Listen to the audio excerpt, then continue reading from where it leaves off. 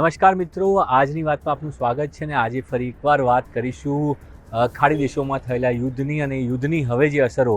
આપણે ગત સપ્તાહે આ અસરો ઉપર વાત કરી હતા ત્યારે એ આશંકા સેવાઈ રહી હતી કે જો આ યુદ્ધ લાંબુ ચાલ્યું તો પછી પેટ્રોલિયમ પ્રોડક્ટ્સને લઈને જે છે તે સમગ્ર દેશની અંદર તેની કેટલી મોટી અસર થવાની છે અને કેવી રીતે તેની નેગેટિવ નકારાત્મક અસર થશે તેના ઉપર આપણે ચર્ચા કરી રહ્યા હતા. એ વખતે તો યુદ્ધની શરૂઆત હતી એટલે કોઈ અસર તે વખતે જોવા નથી મળી, પણ જેમ જેમ સમય જઈ રહ્યો છે અને યુદ્ધ અંત તરફ નથી જઈ રહ્યું તેવા સંજોગોમાં જો આ યુદ્ધ લાંબુ ચાલે છે તો ભારતને કેટલી મોટી અસર થવાની છે તેની આજથી એક જે છે આજથી તેનું એક રૂપરેખા જોવા મળી રહી છે. કે આજે જે અસર જોવા મળી, ગઈકાલે અચાનક જે છે તેલ કંપનીઓએ એ પરિપત્ર કર્યો કે જેની અંદર એવી સૂચના આપવામાં આવી કે કોમર્શિયલ એલપીજી જે બાટલા છે, સિલિન્ડર્સ છે, તે હોટલોને આપવામાં જે છે ડ્યુરેશન વધારવામાં આવ્યું. પહેલાં 2 દિવસે મળતા હતા, તેને 14 કે 15 દિવસ કરવામાં આવ્યું ને તેની ઇમ્પેક્ટ મોટા શહેરોમાં જોવા મળી. મુંબઈમાં 20% હોટલો પહેલેથી જ બંધ થઈ ગઈ.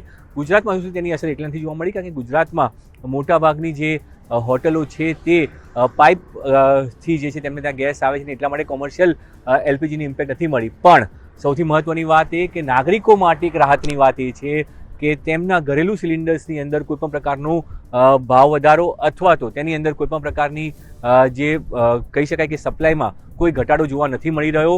સરકારનો દાવો છે જે રીતે રાજ્યની વાત કરીએ તો રાજ્યના ઉર્જા મંત્રીએ દાવો કર્યો કે પ્રાથમિકતા નક્કી કરવામાં આવી છે કે ઘરેલું સિલિન્ડર્સને પ્રાથમિકતા આપવાની, હોસ્પિટલો અને કમ્યુનિટી કિચન તેને પ્રાથમિકતા રહેશે અને સૌથી છેલ્લે જે કમર્શિયલ બાટલાઓ છે તે હોટલોને આપવા.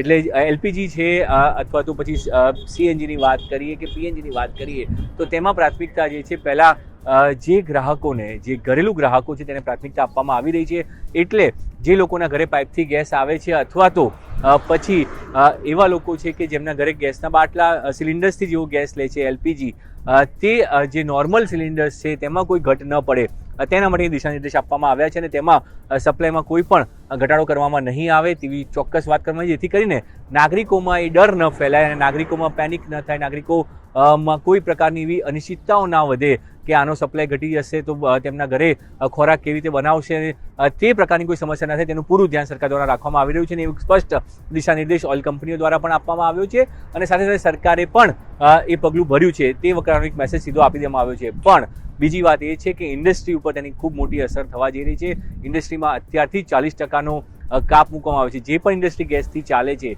એ તમામ ઇન્ડસ્ટ્રીઓની અંદર 40%નો કાપ મૂકવાનો નિર્ણય કર્યો છે અને તે વાત ખુદ ઉર્જામંત્રી ઋષિકેશ પટેલે કહી છે. એટલે કેન્દ્ર સરકાર તરફથી શરૂઆતમાં જે દાવો કરવામાં આવ્યો હતો કે ભારતની અંદર જે ક્રૂડ છે તેનો પેટ્રોલિયમ પ્રોડક્ટ્સ છે તેની અંદર કોઈ પણ પ્રકારની તકલીફ નહીં પડે, 25 દિવસનો સ્ટોક છે તે પ્રકારની વાત હતી. સ્ટોક હજુ પણ છે, પણ જે પ્રકારે યુદ્ધની સ્થિતિ લંબાઈ છે તેવા સંજોગોની અંદર અત્યારે ગેસની અંદર આ પ્રોબ્લેમ આવ્યો છે. ધીરે ધીરે પેટ્રોલિયમ પ્રોડક્ટ્સની અંદર પણ એ પ્રોબ્લેમ આવવાની શક્યતાઓ જોવાઈ રહી છે.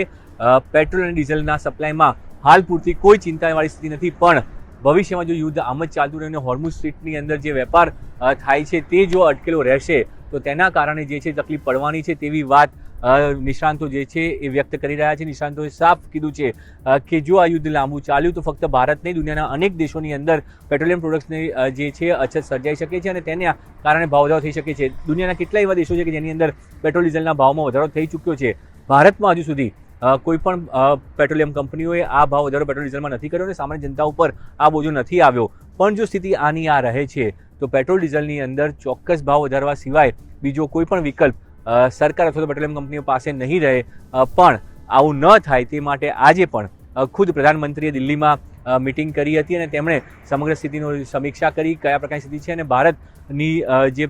ભારતને એટલા માટે જ રશિયા પાસેથી જે તેલ લેવાનું હતું તે ઝડપથી જે પણ રશિયાનું જે તેલ સમુદ્રમાં છે અને જે નવો ઓર્ડર આપવાની જગ્યાએ જે આપણને છૂટ આપવામાં આવી હતી અમેરિકા દ્વારા જે કહેવામાં આવ્યું હતું અને ભારતે પણ કહ્યું હતું કે રશિયા પાસેથી તે તેલ ખરીદવામાં આવશે, ઝડપથી ખરીદી લેવાય તે પ્રકારના પ્રયાસો થઈ રહ્યા છે. અને બીજી તરફ ગુજરાત સરકારનો દાવો એ છે કે આગામી 20 અને 24 બે તારીખની અંદર 2 મોટા કાર્ગો જેટલું જે છે તે પુરવઠો ગુજરાત લાવવામાં આવશે અને તે ગુજરાતના બંદરો ઉપર ઉતરશે. એટલે ગુજરાતને પણ કોઈપણ પ્રકારની કચાશ નહીં રહે તે પ્રકારનો દાવો કરવામાં આવી રહ્યો છે. પણ સમજવાની વાત એ છે કે ભારત પોતાની કુલ જે જરૂરિયાત છે તેનું 80% જે છે ક્રૂડ એ આયાત કરે છે. તો તેવા સંજોગોની અંદર જો વિદેશમાંથી આ ક્રૂડ નહીં આવે અને આ યુદ્ધ બંધ નહીં થાય તો આજે નહીં તો કાલે એટલે કે 5 દિવસ નહીં તો 25 દિવસે આ સમસ્યાઓ ઉદ્ભવ થવાની છે અને પેટ્રોલ ડીઝલ ઉપર આનો માર પડવાનો છે. પેટ્રોલ ડીઝલ મોંઘું થશે અથવા તો તેનો સ્ટોક મર્યાદિત થઈ જશે.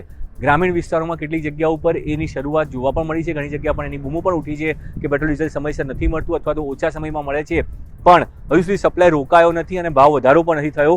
એ જનતા માટે રાહતની વાત છે. પણ જો આ યુદ્ધ લંબાશે, રશિયા યુક્રેન જેવી હાલત જો આ યુદ્ધની થઈ અને યુદ્ધ લાંબુ ચાલ્યું અને હોર્મુઝ સ્ટ્રીટ બંધ રહેશે તો તેનો માર તમામ લોકોને પડવાનો છે. ભારતને એનો માર સૌથી વધુ પડશે, કારણ કે એક તરફ અમેરિકન ટેરિફમાંથી ભારતને રાહત મળવાની હતી, એ રાહત હજુ મળે એની પહેલાં જ આ ગેસવાળી રાહત ગેસવાળો જે ફટકો છે તે ઇન્ડસ્ટ્રી માટે સૌથી મોટો છે, ઉદ્યોગો માટે સૌથી મોટો નુકસાનકારક છે. મોરબીમાં તો 800માંથી 100 યુનિટ તો બંધ થઈ ગયાની સ્થિતિમાં હતા અને બાકીના યુનિટ પણ આગામી દિવસોમાં બંધ થાય તે પ્રકારની ભીતિ સેવાઈ રહી છે. એટલે જેટલી પણ ઇન્ડસ્ટ્રી છે, કારણ કે સરકારે અત્યારે 40% કાપની વાત કરી છે, પણ 40% કાપ કેટલા લાંબા સમય સુધી રાખવો પડશે, શું એમાં વધારો થશે? કારણ કે અત્યારે સરકારની પ્રાથમિકતા એ છે કે લોકોને, જે લોકોના ઘરે સામાન્ય વ્યક્તિઓને કોઈ પ્રકારની તકલીફ ના પડે તે પ્રાયોરિટી છે ને એટલા માટે ઘરેલું સિલિન્ડર હોય કે ઘરેલું ગેસ હોય તેના ઉપર કોઈ કાપ ના આવે તેની પ્રાથમિકતા સરકાર રાખી રહી છે. પણ જો સ્થિતિ આ જ રીતે રહી તો આગામી દિવસોમાં આની અસર પેટ્રોલ ડીઝલ ઉપર પણ થશે અને જે અત્યારે ગેસ મળી રહ્યો છે ગેસના ભાવમાં વધારો થઈ શકે છે. સાથે સાથે